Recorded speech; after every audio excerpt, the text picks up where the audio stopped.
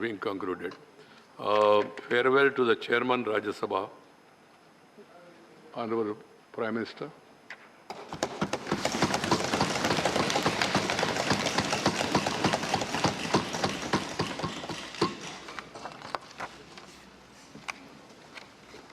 आदरणीय सभापति जी,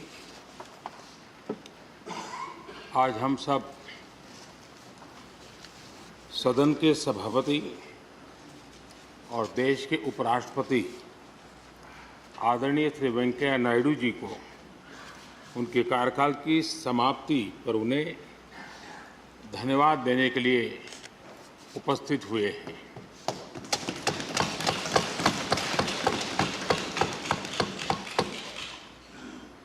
ये इस सदन के लिए बहुत ही भावुक पल है। सदन के कितने ही ऐतिहासिक पल आपकी गरिमामय उपस्थिति से जुड़े हुए हैं। फिर भी अनेक बार आप कहते रहे हैं, I have retired from politics but not tired from public life. और इसलिए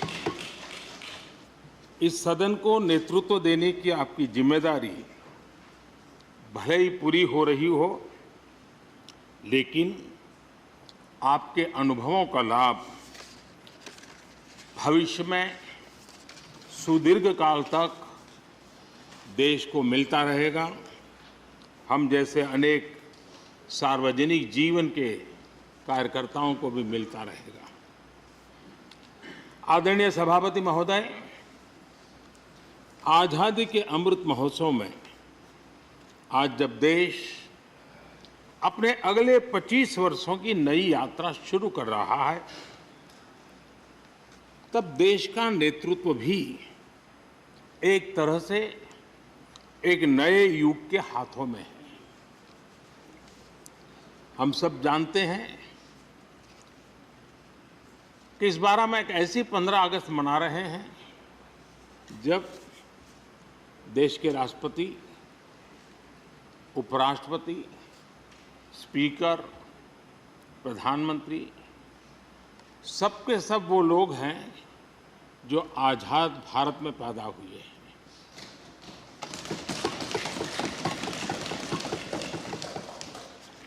और सबके सब बहुत ही साधारण पृष्ठभूमि से आते हैं। मैं समझता हूं उसका अपना एक सांकेतिक महत्व है, साथ में देश के नए युग का एक प्रतीक भी है। आदरणीय सभापति महोदय, आप तो देश के एक ऐसे उपराष्ट्रपति हैं जिसने अपनी सभी भूमिकाओं में हमेशा युवाओं के लिए काम किया है। आपने सदन में भी हमेशा युवा सांसदों को आगे बढ़ाया, उन्हें प्रोत्साहन दिया। आप लगातार युवाओं के संवाद के लिए यूनिवर्सिटीज और इंस्टीट्यूशंस लगातार जाते रहे हैं। नई पीढ़ी के साथ आपका एक निरंतर कनेक्ट बना हुआ है और युवाओं को आपका मार्गदर्शन भी मिला है और युवा भी आपको मिलने के लिए हमेशा उत्सुक रहे हैं। इन सभी संस्थानों में आपकी लोकप्रियता भी बहुत रही है। मुझे बताया गया कि वाइस प्रेसिडेंट के रूप में आपने सदन के बाहर जो भाषण दिए, उनमें करीब करीब 25% युवाओं के बीच में रहे हैं। ये भी अपने आप में एक बहुत बड़ी बात है। आदरणीय सभापति महोदय, व्यक्तिगत रूप से मेरा ये सौभाग्य रहा है कि मैंने बड़े निकट से आपको अलग अलग भूमिकाओं में देखा है। बहुत सारी आपकी भूमिका ऐसी भी रही जिसमें आपके साथ कंधे से कंधा मिलाकर कार्य करने का भी मुझे सौभाग्य मिला है।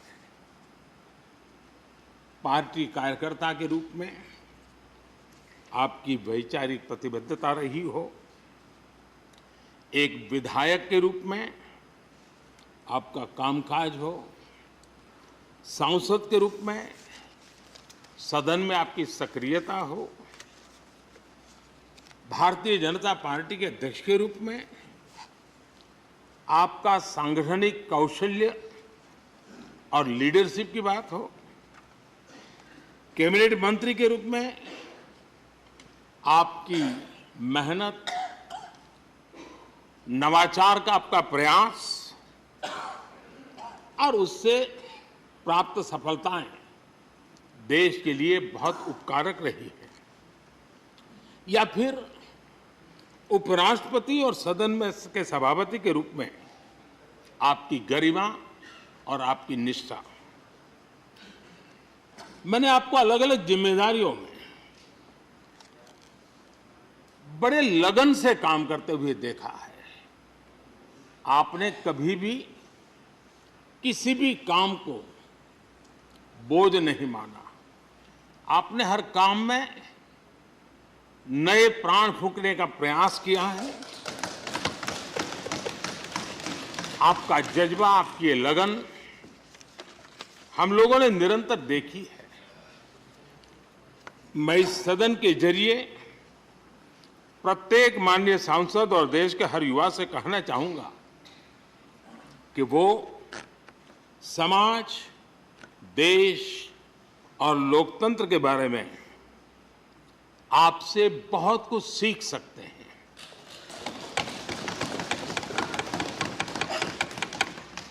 Listening, learning, leading, connecting, communicating, changing और रिफ्लेक्टिंग, रिकनेक्टिंग जैसी किताबें आपके बारे में बहुत कुछ बताती हैं। आपके ये अनुभव हमारे युवाओं को गाइड करेंगे और लोकतंत्र को मजबूत करेंगे। आदरणीय राष्ट्रपति महोदय, आपकी किताबों का जिक्र मैंने इसलिए किया क्योंकि उनके टाइटल में आपकी वो शब्द प्रतिभा झलकती है जिसके लिए आप जाने जाते हैं। आपके वन लाइनर्स, बीट लाइनर्स होते हैं और विन लाइनर्स भी होते हैं।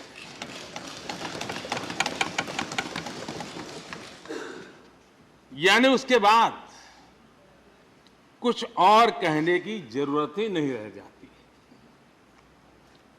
Your each word is heard, preferred and reward and never countered.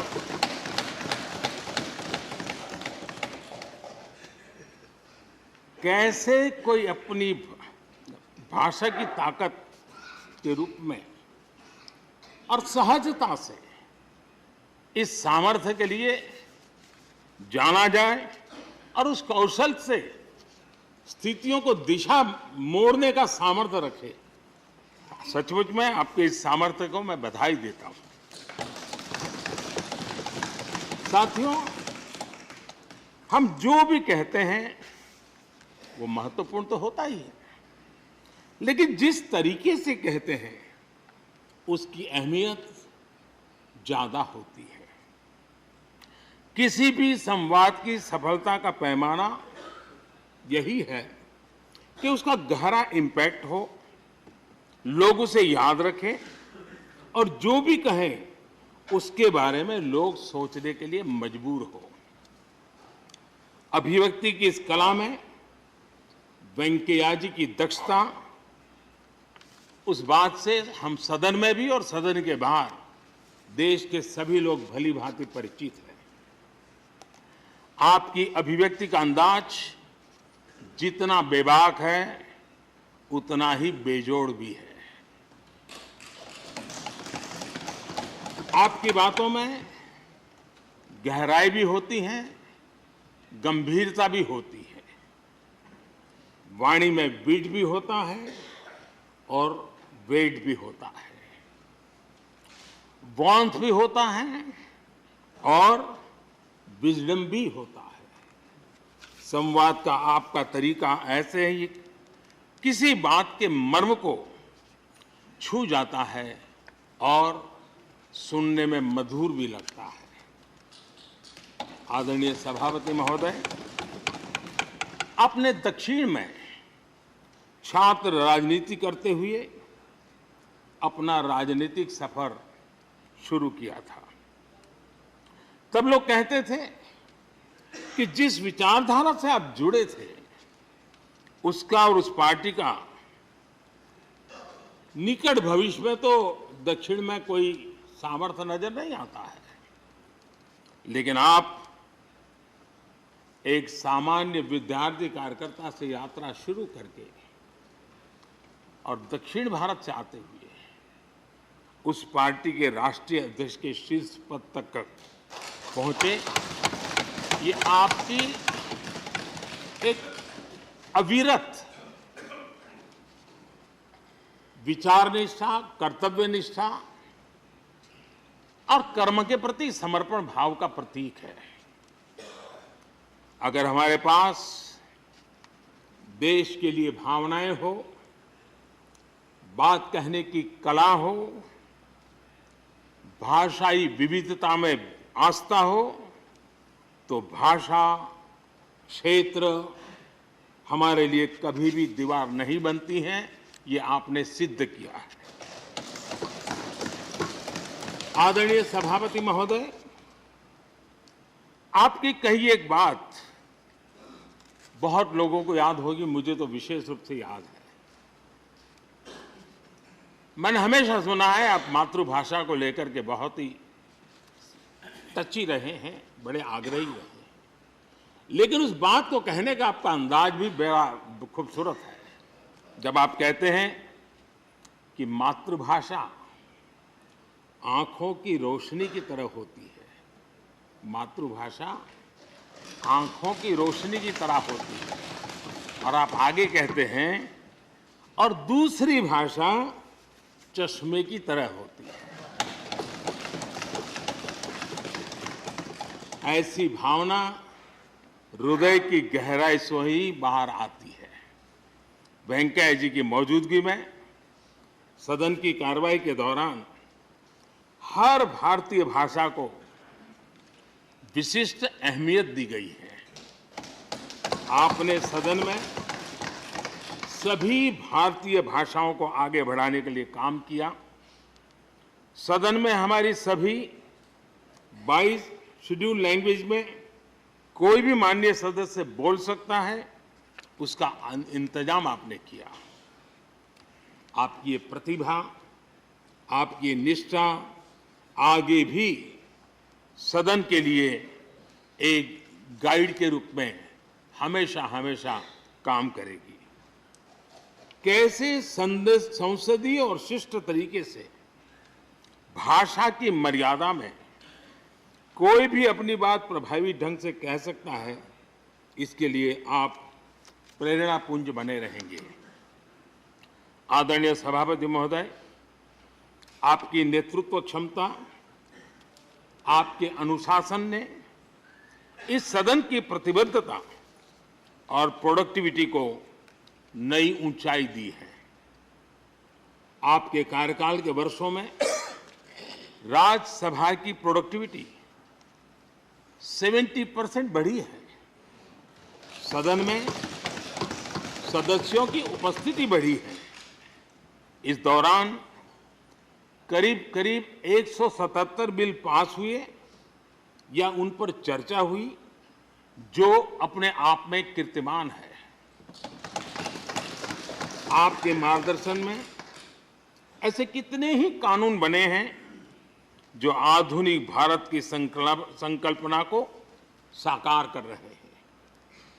आपने कितने ही ऐसे निर्णय लिए हैं जो अपर हाउस की अपवर्ड जर्नी के लिए याद किए जाएंगे।